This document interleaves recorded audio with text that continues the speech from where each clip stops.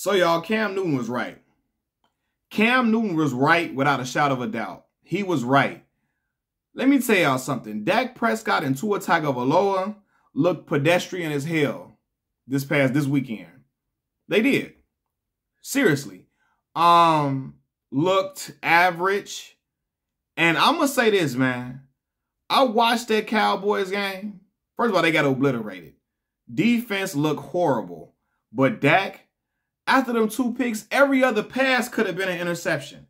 Every other pass getting tipped. Looked like, oh my God, it could have been a pick. I mean, looked like they was dropping some good picks. They really, brother boy could have threw for 6 picks for real. And I'm looking like, see, this is what Cam Newton was talking about. And they called him crazy, said he was hating, all of that. First of all, I understood what he was saying perfectly clear when he said it the first time.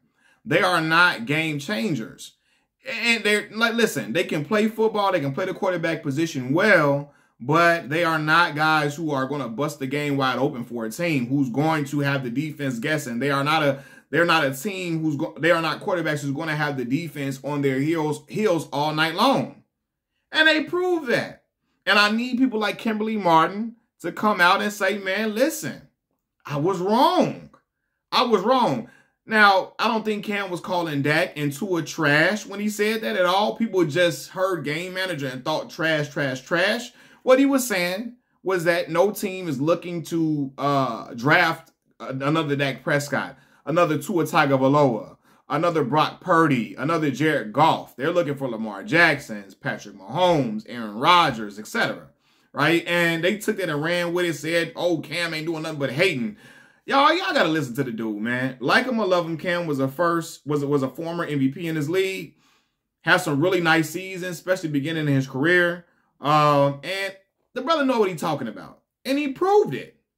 Seriously, man, I promise y'all, I don't care what Dak Prescott number said tonight. The brother was pedestrian. You know, them empty calorie numbers. What he had tonight? 403 yards, 3 touchdowns. Shit came when they was like getting blown out, the game far out of reach. And it's really no real pressure for him to score the ball.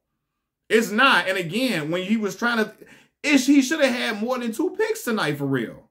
Dude's dropping passes, dropping his passes, dropping picks, dropping interceptions. I'm like, here we are. Here we are. This is Exhibit A right here. You know, and it wasn't hating. It's just calling it what it is. I would never, like, no disrespect to Dak Prescott. I went to college, as y'all can see, Mississippi Valley State University, right? SWAC school. Shout out to my alma mater, the alma mater of the greatest wide receiver to ever play the game. Some would say the greatest football player to ever play the game, Mr. Jerry Rice, and also the alma mater of Deacon Jones, another Pro Football Hall of Famer, right? Nonetheless, right? When I was in Mississippi, I used to see people rave about Dak when he was at Mississippi State. And I thought he was good, but I never thought like, oh my God, the Bears need to draft Dak Prescott. Now listen. We know we have not had these historically great quarterbacks in our franchise. But I'm like, yo, he cool. He's straight. Now, again, he played well for the Cowboys over some years. But I just never I felt like when the going gets tough, under pressure in clutch situations, I would not take Dak.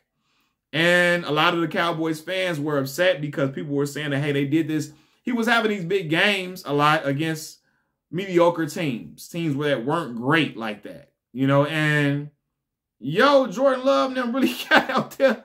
It was really doing them boys in, man. And some would say, oh, Tua, to say, you know, when the Dolphins, oh, it was just cold, man. Listen, Tua been tailing off for real. From the hot start he had at the beginning of the season, he was tailing off in a big way. And so now you see what Cam was talking about, but I know people ain't going to apologize to Cam. I know they not, but I just wanted to get on here and tell y'all this is exactly what he was talking about. They called him crazy, said he was just, or he wished he was in the league, woo woo.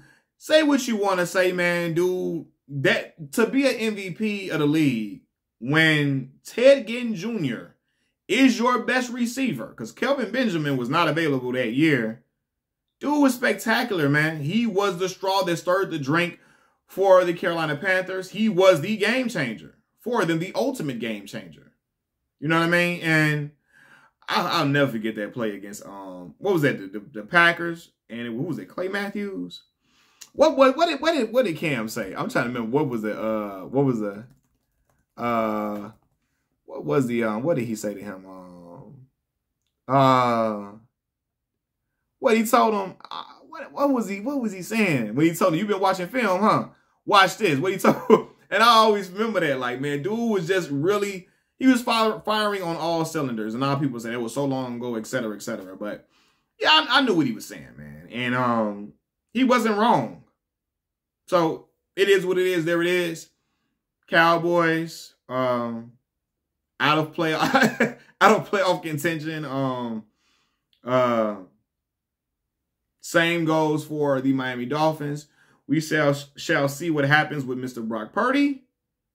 To be seen. Machiavelli Mills TV. I'm out. Peace.